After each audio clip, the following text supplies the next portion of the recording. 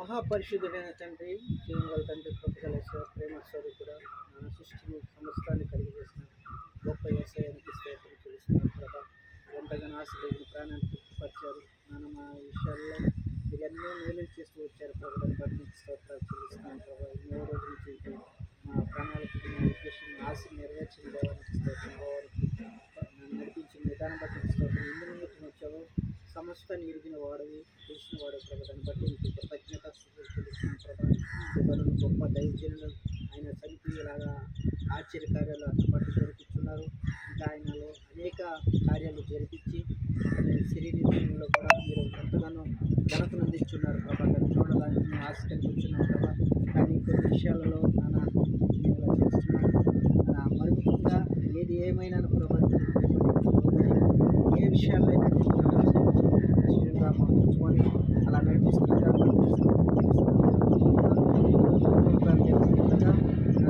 ఆరాధించాలని ఆశ కలిగి ఇలాగ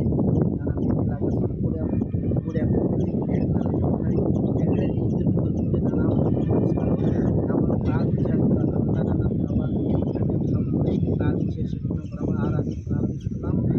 కార్యాలు జరిపించమని ప్రార్థిస్తున్నాం ప్రభా. మా నోటికు అలాగే మా విషయాలలో అన్ని విషయాలలో మీరు మాకు చేయమని ప్రార్థిస్తున్నాం ప్రభా. తీసుకెళ్ళిస్తున్నాము. వీటిని ఇక్కడ జరుపుతున్న విధానం బట్టి ఇక్కడ జరుపుతున్న ఈ ఆరాధన విషయంలో కూడా ఈ కార్యాలు జరిపించమని ప్రార్థిస్తున్నాం ప్రభా. వీటిని చిన్న పీడికిని ఆరాధన పీడికిని ఆది నుంచి అంతవరకు మీ అధ్యక్షులు జరిపించి మీరే మహిమ ఘనత ప్రభావాలు పొందమని మా ప్రభు మా రక్షకుడు యేసుక్రీస్తునామములో ప్రార్థించి చేరుకుంటాం తండ్రి. విషయంలో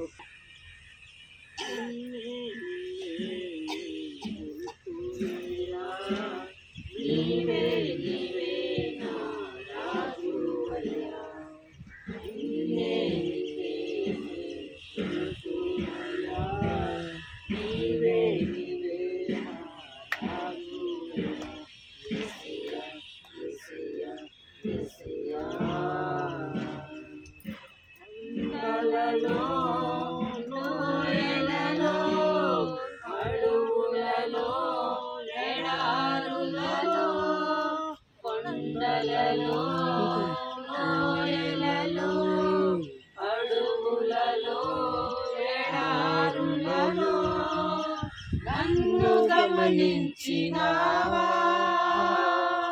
నన్ను నడిపించినావా, నన్ను గమనించినావా, నన్ను నడిపించినావా. యేసయ్యా యేసయ్యా యేసయ్యా యేసయ్యా కొలుతునయ్యా. నీవే నీవే నా రాజువయ్యా. నిన్నే కొలుతునయ్యా.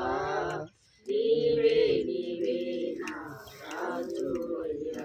యేసయ్యా యేసయ్యా యేసయ్యా. ఆత్మీయులే నన్ను అవమానించగా, అన్యులే నన్ను అపహసించగా, ఆత్మీయులే నన్ను అవమానించగా, అన్యులే నన్ను అపహసించగా, అండ నీవైతివయ్యా, కొండ నీవే. నిన్నే కొలుతునయ్యా. నీవే నీవే నా రాజువయ్యా. యేసయ్యా యేసయ్యా యేసయ్యా. మరణ ఛాయలో మెరిసిన నీ ప్రేమ, మరిగిన బ్రతుకుల కురిసిన నీ కృప. మరణ ఛాయలో వెలిసిన నీ ప్రేమ, వెలిగిన బ్రతుకుల కురిసిన నీ కృప. నన్ను గమనించినయ్యా, నన్ను గణపరచునయ్యా. నన్ను బలవా, నన్ను గణపరచునయ్యా. యేసయ్యా. యుగములలో సజీవుడవు, సరిపోచగల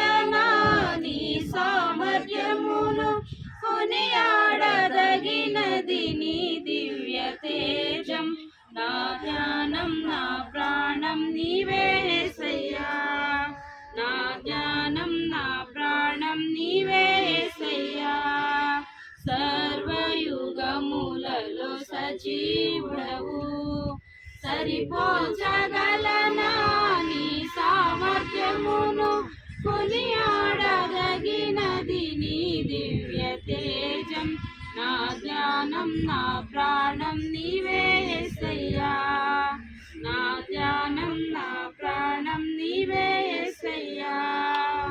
ప్రేమతో ప్రాణమును అర్పించినావు, శ్రమల సంఖ్యలైన శత్రువును కరుణించు వాడవు నీవే.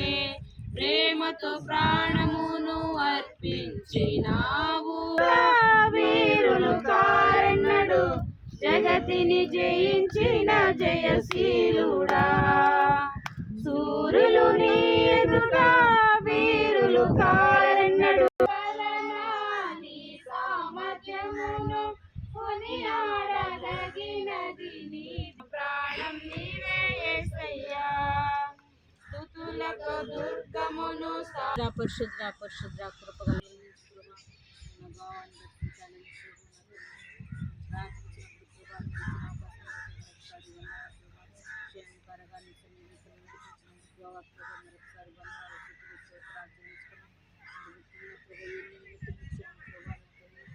నా కార్యాలు నామను గుర్తించుకుని ప్రార్థించుకుని సన్నిధి ప్రవేశించుకుని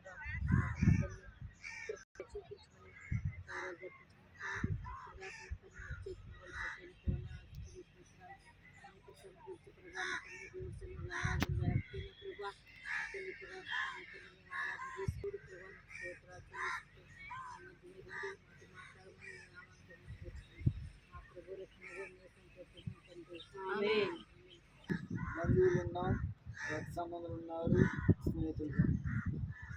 కానీ ఈ దినాన మనం ఈ గోవాలో ఒక గొప్ప సంఘటన మనం నేర్చుకోవాల్సిన అవసరం ఉంది. అసలు ఎవరికి ఎవరు బంధువులు, ఎవరికి ఎవరు రక్త సంబంధం, ఈ దినాన ఈ సమయంలో క్లియర్ కట్గా కొంత మనం నేర్చుకున్నాం. రోమిలికి రాసిన పత్రిక 9వ అధ్యాయము 1వ వచనం చదువుతారు. నాకు బహు దుఃఖమును నా హృదయంలో బహు దుఃఖమును మానని వేదన కలిగి ఉన్నాడంట అపోస్తలుడైన పౌలు. ఎందు నిమిత్తమో చూద్దాం. క్రీస్తునందు నిజమే చెప్పుచున్నాను, అబద్ధం ఆడలేదు. పరిశుద్ధాత్మ యందు నా మనస్సాక్షి నాతో కూడా సాక్ష్యమిచ్చుచున్నది. సాధ్యమైన ఎడల దేహ సంబంధులైన నా సహోదరుల కొరకు నేను క్రీస్తు నుండి వేరే శ్రాపగ్రస్తుడై ఉండకూడదును. చూడండి, నా సహోదరులైన కొరకు, నా సహోదరులైన సంబంధులైన నా సహోదరుల కొరకు, నా దేహ సంబంధులైన నా సహోదరుల కొరకు నేను క్రీస్తు నిమిత్తము శాపగ్రస్తుడై ఉండగోరుచున్నాను. అంటే నా సహోదరులు ఉన్నారు, వారి కొరకు నేను క్రీస్తులో శాపగ్రస్తుడు అయ్యున్నాడంట, ఉండగోరుతున్నాడు. ఎందుకు ఉండగోరుతున్నాడు అంటే ఆ తర్వాత చెప్తున్నాడు, ఎవరైతే రక్షింపబడతారో వాళ్ళే పిల్లలు, వాళ్ళే ఆత్మీయులంట. ఆ తర్వాత చదవమా. పుత్రత్వమును మహిమయు నిబంధనలను ధర్మశాస్త్ర ప్రధానమును అర్చనార్చనలను వాగ్దానమును వీరివి. పితరులు వీరి వారు, శరీరం బట్టి క్రీస్తు వీరిలో పుట్టెను. ఈయన సర్వా ఆమేన్. అయితే దేవుని మాట తప్పిపోయినట్టు కాదు. ఇశ్రాయేలు సంబంధులందరూ మాత్రం చేత అందరూ పిల్లల కారు గాని ఇస్సాకు వలనైనది నీ సంతానం అనబడును. అనగా శరీర సంబంధులైన పిల్లలు దేవుని పిల్లల కారు గాని వాగ్దాన సంబంధమైన పిల్లలు సంతానమని ఎంచబడుదురు. చూడండి, పిల్లలు దేవుని పిల్లలు అనబడరు. ఏమనుందమ్మా? అనబడరు. ఆ శరీర సంబంధమైన పిల్లలు దేవుని పిల్లలు అనబడరు. ఇప్పుడు శరీర సంబంధాలతో ఉన్నాం. ఇప్పుడు లాజర్కి మెస్సి షాలేము ఎవరు శరీర సంబంధమైన పిల్లలేనా? పిల్లలు. ఇప్పుడు పిలుపు కెజమ్మ శరీర సంబంధమైన అన్నా చెల్లెలు. వీళ్ళు ఆత్మీయంగా లేకపోతే, దేవుని ఆత్మ లేకపోతే, రక్షింపబడకపోతే, క్రీస్తుని సొంత రక్షకుడిగా అంగీకరించకపోతే వీళ్ళు ఏం పిల్లలు అనబడరంట? ఏం పిల్లలు? దేవుని పిల్లలు అనబడరు. ఇప్పుడు మనం పరిశీలన చేసుకోవాలి. దేవుని పిల్లలమి అంటే ఎవరితో మన సంబంధం, ఎవరు దేవుని పిల్లలు? ఇప్పుడు నా బిడ్డ అని చెప్పి ఒకవేళ భవనం అన్నారు అనుకో, నీ బిడ్డ రక్షింపబడితే దేవుని బిడ్డ, రక్షింపబడకపోతే శరీర సంబంధమైన. ఇప్పుడు శరీర సంబంధమైన బిడ్డ దేవుని బిడ్డతో కలుస్తుందా? కలవదు. అప్పుడు లింక్ ఏమవుతుంది? రక్షణ అవసరం. అందుకని యేసుక్రీస్తు సొంత రక్షకుడిగా ఈ లోకానికి వచ్చాడు. శరీర సంబంధంగా మనమందరం బంధువులు, రక్త సంబంధం, స్నేహితులుగా ఉంటాం. ఆత్మీయంగా మాత్రము మరి దేవుణ్ణి ఎంతమంది అయితే రక్షింపబడతారో, మారు మనసు పాప క్షమాపణ బాప్తిస్మానికి ఉంటారు, వాళ్ళు మాత్రమే దేవుని బిడ్డలు అనబడతారు. తర్వాత చదువు. వాక్యం ఇదే, మీదటికి ఈ సమయమునకు వచ్చుదును, అప్పుడు సారాకు కుమారుడు కలుగును. అంతేకాదు, రిబ్కా మన తండ్రి అయిన ఇస్సాకు అని ఒకని వలన గర్భవతి అయినప్పుడు ఏర్పాటును అనుసరించిన దేవుని సంకల్పము స్త్రీలు మూలముగా కాక పిలుచువానికి మూలముగానే నిలుకుడుగా ఉండి నిమిత్తము పిల్లలు ఇంక పుట్టి మేలైనను కీడైనను చేయకముందే పెద్దవాడు చిన్నవానికి దాసుడగును అని ఆమెతో చెప్పబడెను. ఇందును గూర్చి నేను యాకోబును ప్రేమించి తిని ఏశావును ద్వేషించదని వ్రాయబడి ఉన్నది. కాబట్టి మేమేమందుము? దేవుని యందు అన్యాయము కలదా? అట్లనరాదు. అందుకు మోషే ఈలాగు చెప్పుచు కరుణించు దేవుని వల్లనే అగును. మరియు లేఖనము ఫరోతో ఇలాగు చెప్పెను, వాని కనికరించుదును, ఎవరిని కఠినపరచగోరునో వాని కఠినపరచును. అట్లయితే ఆయన చిత్తమును ఎదిరించిన వాడు ఎవడు? ఆయన ఇంకనూ నేరము మోపనేలా అని. ఓ మనుషుడా, దేవునికి ఎదురు చెప్పుటకు నీవెవడివి? నిన్నెందుకు ఇలాగ చేసితవని రూపించబడినది రూపించిన వానితోనే చెప్పునా? రూపించిన వానితోనే చెప్పునా? ఒక ఘటము ఒక ఘనతకు ఒకటి ఘనహీనతకు చేయుటకు మట్టి మీద కుమ్మని వానికి అధికారం లేదా? అలాగూ దేవుడు తన ఉగ్రత అగుపరచుటకును తన ప్రభావము చూపుటకును ఇచ్చించిన వాడై నాశనమునకు సిద్ధపడి ఉగ్రత పాత్ర అయిన ఘటము వలన ఆయన బహు దీర్ఘ శాంతముతో సహించనేమి? మరియు మహిమ పొందుటకు ఆ ప్రకారము నా జనులు కాని వారికి నా ప్రజలనియు. ఈడ కొన్ని అంశాలు చెప్పుకుంటూ వచ్చాడు. నేను సృష్టిస్తే నన్ను మీరు ఏడ ప్రశ్నిస్తారు? నన్ను ఏడ మీరు ప్రశ్నించగలరు? మరి ఒక మట్టి పాత్రలో నుంచే ఒకటి కుండగా వస్తుంది, ఒకటి పూజగా వస్తుంది, లేకపోతే ఒకటి ఇలాంటి గ్లాసులు లాగా వస్తుంది. ఏది ఏమైనా సరే అది నా సృష్టిలోనే ఉంది. కానీ మీరు ఎలా ఉండాలి? ఆయన్ని ప్రశ్నించే రీతిగా ఉండాలా? లేకపోతే దేవుని కృపలో మీరు, మీ బంధువులు, మీ రక్త సంబంధులు మరి వాళ్ళకి దేవుణ్ణి రుచి చూపించి వారిని దేవుని సన్నిధికి నడిపించేవాళ్ళు. పిల్లలు ఉన్నారు, పిల్లలకి రక్షణ లేకపోతే పెద్దలు, మీరు బిడ్డల కన్నా కూడా ఏమవుతారంటే వాళ్ళు ఏమవుతారా? దేవుని బిడ్డలు కారు. దేవుని బిడ్డలు కారు. అన్నా చెల్లెళ్ళు ఉన్నారు, మరి వారికి రక్షణ లేకపోయినా కూడా దేవుని బిడ్డలు అనబడరు. ఎందుకంటే దేవుడు ప్రేమామయుడు. అన్యులు కూడా ఏం చెప్పాడంటే అన్యులకు కూడా ఆయన సొంత రక్షకుడిగా ఉన్నాడు. అన్యులకు కూడా నేను సొంత రక్షకుడిగా ఉన్నాను. ఎవరైతే విశ్వసిస్తారో, ఎవరైతే నమ్ముతారో వాళ్ళకందరికీ నేను ఒక దేవునిగా కలిగి ఉన్నాను. మరి మీరందరూ దేవుని పిల్లలుగా కొనసాగాలి. మనకు రిలేషన్షిప్ కన్నా ఏ షిప్ ఇంపార్టెంట్ అంటే ఆత్మీయషిప్. ఏ షిప్? దాన్ని ఇంగ్లీష్లో ఫెయిత్ఫుల్ షిప్. అవునా? ఫెయిత్ఫుల్ అయినా ఇంగ్లీష్లో విశ్వాసం అంటే ఫెయిత్ఫుల్ అయినా ఫెయిత్ఫుల్ షిప్ ఇంపార్టెంట్. ఈ ఫెయిత్ఫుల్ షిప్ ఉంటే మనం అందరం ఒక ఈరోజు ఈడున్నా లేకపోతే ఈరోజు లేకపోయినా అందరం ఏడ కలుస్తాం? పరలోకంలో కలుస్తాం. అప్పుడు అన్నా చెల్లెలని ఎక్కడ ఎత్తుకుంటాం? అక్కడ ఎత్తుకుతా అవపడతారా? రక్షణ లేకపోతే. అందుకని రక్షణ అవసరం. క్రీస్తు సొంత రక్షణగా మనం అంగీకరించేది అవసరం. ఎందుకు మనం ఇంత దూరం కూడా వచ్చామంటే, ఎందుకంటే మన ముందు అనేక మంది మాదిరి చూపించున్నారు. ఇప్పుడు దేవుడు దాదాపు 470 సంవత్సరాలు అతని బాడీని పెట్టున్నాడు. అటు పెట్టినా కూడా ఏమవుతుంది? మామూలుగా మా ఎముక బయట వేసినా కూడా చీకిపోదా? చీకిపోతుంది. చీకిపోకుండా దాదాపు 470 సంవత్సరాలు అద్దాల్లో ఉన్నా కూడా చీకిపోతుంది కదా బాడీ. అది ఉండే బాడీ కదా. ఇప్పుడు పురుగు బాడీలో పురుగు పట్టిపోతుంది. ఆ పురుగు ఏం చేస్తుందండి, బాడీని తినేస్తా వచ్చేస్తుంది ఆటోమేటిక్గా. ఎక్కడ పెట్టుకుంటే ఏమవుతుంది, పురుగు తినేస్తుంది. మామూలుగా అమెరికా వాళ్ళు ఏం చేస్తారంటే బీఫ్ని ఒక ముద్దం చేసి బూడ్చి దాంట్లో పెట్టేస్తారు. పెట్టేస్తే దాదాపు 3 నెలలు అట్నే వస్తారు, లేకపోతే 6 నెలలు అట్నే వస్తారు. అదంతా పురుగులు తినేస్తాయి. పురుగులు తినేస్తాయి. ఆ పురుగుల్ని ఒక పురుగు తింటా వస్తుంది. ఆ తర్వాత అంతా కలిసి ఒక పెద్ద పురుగు అవుతుంది. ఎన్నిటిని తీసి నీ 3 నెలలకు 6 నెలలకు ఒక పురుగు అవుతుంది. ఆ పురుగుని బయట తీసి వీళ్ళు కోసుకొని అదొక టేస్ట్ అంటారు. ఇప్పుడు ఆడున్న బాడీ తినేయచ్చు.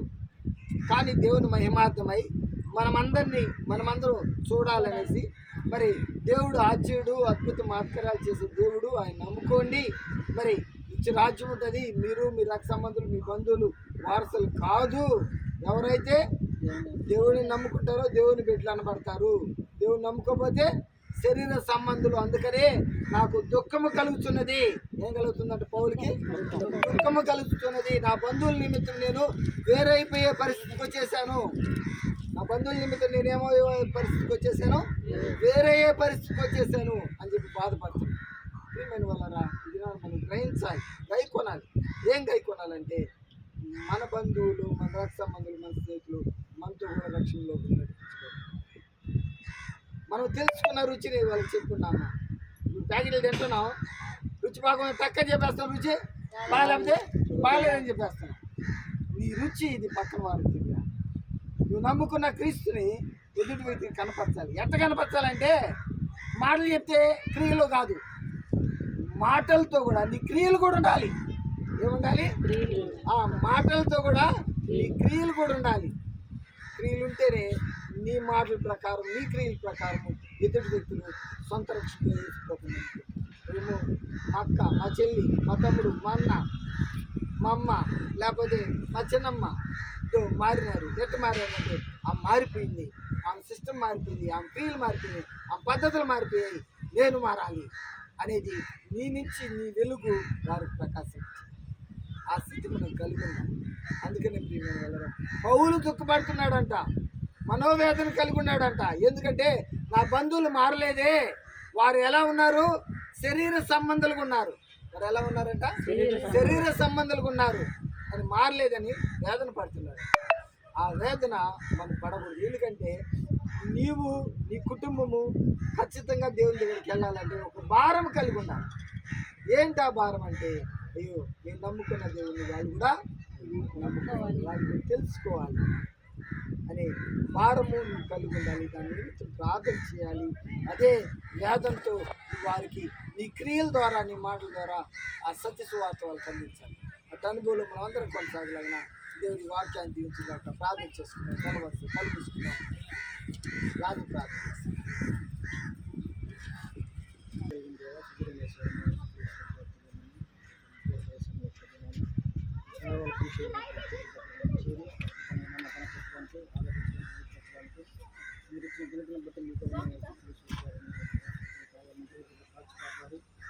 దినం వరకు ప్రేమించి మనం ఆదరించి ప్రేమించినట్టు మేము అలా ఉన్నామంటే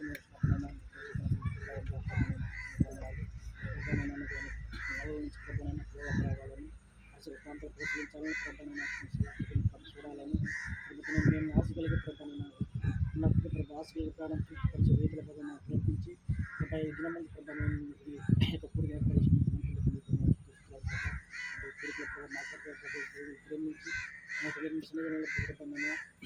ఇక్కడ వాక్యాన్ని బట్టి మీకు ఏమైనా తీసుకోవాలి. ఎవరైతే ప్రధానైనా కొన్ని సంబంధిత ప్రభుత్వమైనా విశ్వాసాలు ఉంటారని వారి భక్తుల ప్రభావాన్ని రీతిలో ముందు ప్రేమించాలని నేను నమ్ముకోవాలని ప్రభావాన్ని పుస్తకాలు ప్రభావాన్ని మీ చెట్ల మంది అందడతామని లేకపోతే శరీర సంబంధాలు అందబట్టి ఇతర మంది రక్షించబడ్డాడు ఇప్పుడు ప్రభావం మీ వాక్యం చేస్తాడని ప్రభావైనా మీ పెద్దగా అంగీకరించబడతాడని మీ సూచనలు పొందుతున్నారు ప్రభావైనా పౌలైతే ప్రభా మీ సహోదరు నిమిత్త ప్రభావైనా క్రీస్తుని వీడి ప్రభావైన ప్రభావం ప్రభావైన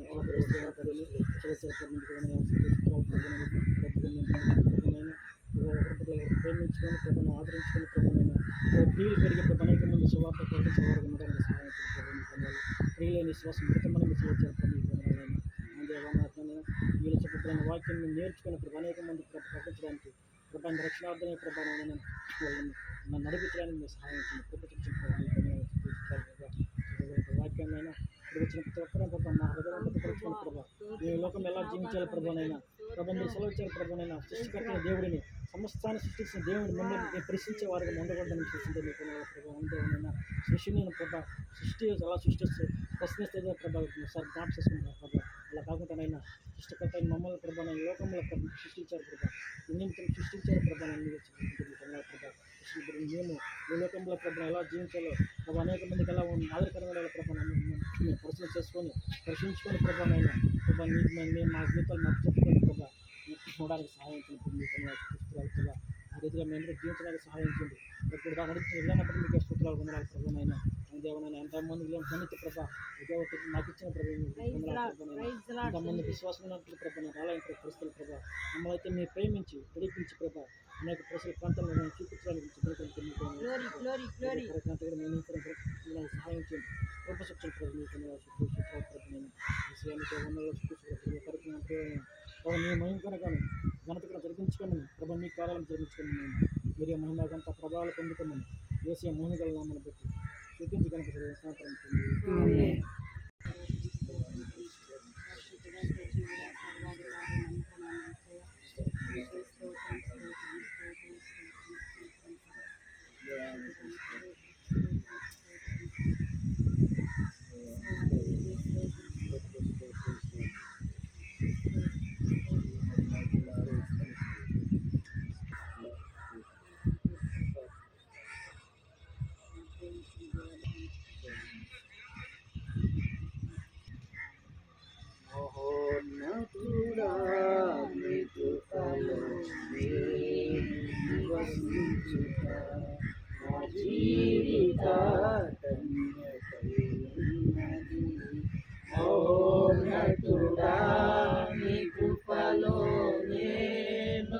నివసించుట మహోన్నతుడా నీ కృపలో నేను నివసించుట నా జీవిత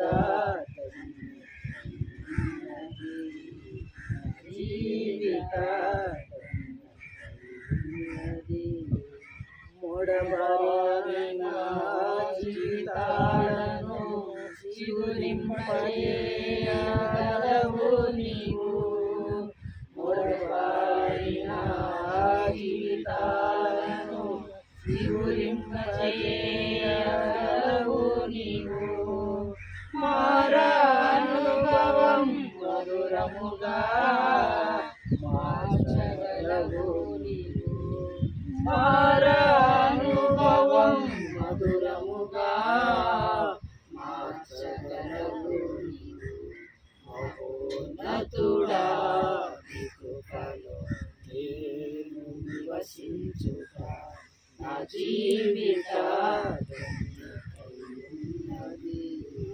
ఆకువాడక ఫలములు ఆనందముతో ఫలించిన ఆకువాడక ఫలములు ఆనందముతో ఫలించిన జీవజలముల ఊటైనా ఈ ఊరనను నాటితివా జీవజలముల ఊటైనా ఈ ఊరనను నాటితివా మహోన్నతుడా నీ కృపలో నేను నివసించుట నా జీవిత